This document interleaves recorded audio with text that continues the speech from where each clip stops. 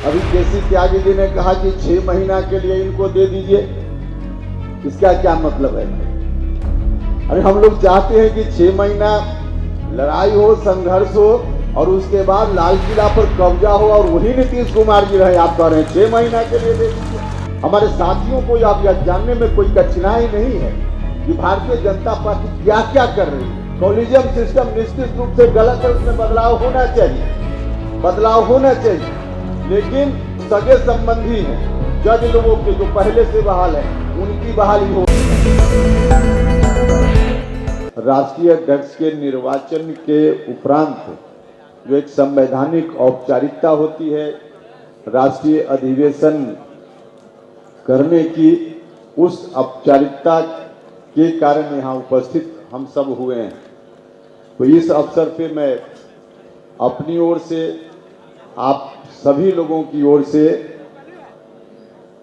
नवनिर्वाचित राष्ट्रीय अध्यक्ष श्री ललन सिंह जी के प्रति बहुत बहुत शुभकामनाएं व्यक्त करते हैं, इनको बधाई देते हैं और हम उम्मीद करते हैं कि जिन अरमानों को लेकर समता पार्टी का गठन हुआ और बाद में जनता दल यूनाइटेड के रूप में वही पार्टी परिवर्तित हो गई, उन अरमानों को जननायक कर्पूरी ठाकुर जी के निधन के उपरांत हम लोग नारा लगाते थे नीतीश कुमार जी के नेतृत्व में कि कर्पूरी तेरे अरमानों को दिल्ली तक पहुंचाएंगे, मंजिल तक पहुंचाएंगे।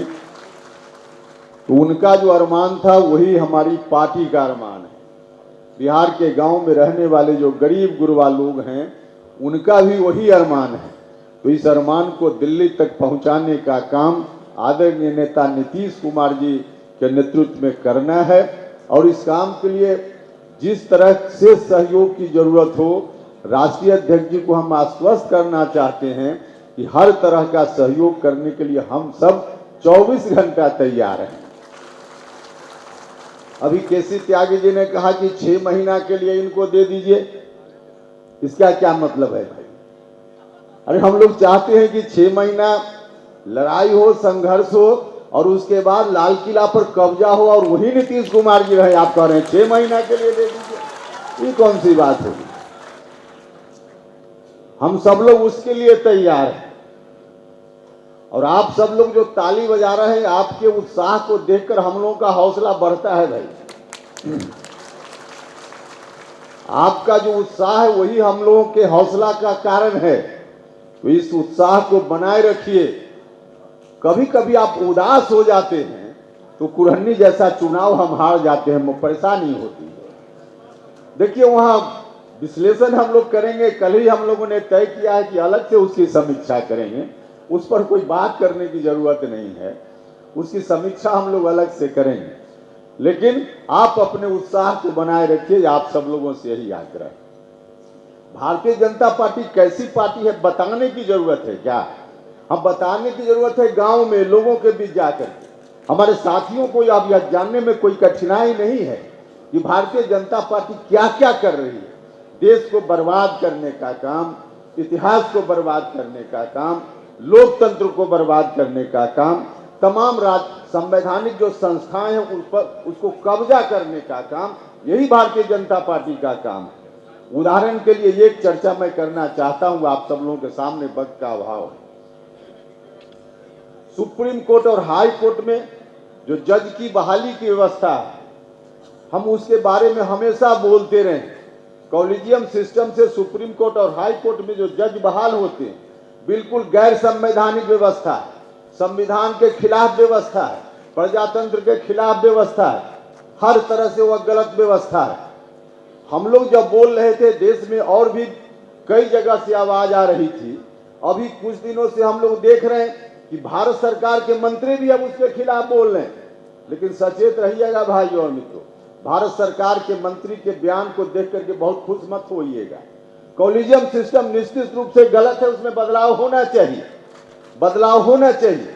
लेकिन बदलाव जिस तरह से सरकार आज आलोचना कर रही है, केंद्रीय कानून मंत्री ने कहा, जो हम लोग बोल रहे थे कि कॉलेजियम सिस्टम के माध्यम से सिर्फ जान पहचान वाले लोग, जो सगे संबंधी हैं जज लोगों के, जो पहले से बहाल हैं, उनकी बहाली हो रही है। मेरिट वाले लोग नहीं बहाल हो रहे हैं।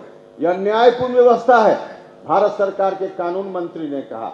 इतनी दूरी तक तो बात ठीक लगती है, लेकिन उसके आगे इसी बहाने भारत सरकार जजों की बहाली की पूरी व्यवस्था पर अपना नियंत्रण करना चाहती है। जिस दिन ऐसा हो गया उस दिन और खतरनाक दिन आ जाएगा। भाइयों और मित्रों, हम आप सब लोगों से यही आग्रह करना चाहते हैं, कॉलेजियम सिस्टम में बदलाव होना जरूरी है, निश्चित रूप से जरूरी है, लेकिन भारत सरकार अपने नियंत्रण में सीधे तौर पर ले ले जजों की बहाली की व्यवस्था, ये और गलत हो जाएगा, और गलत हो जाएगा।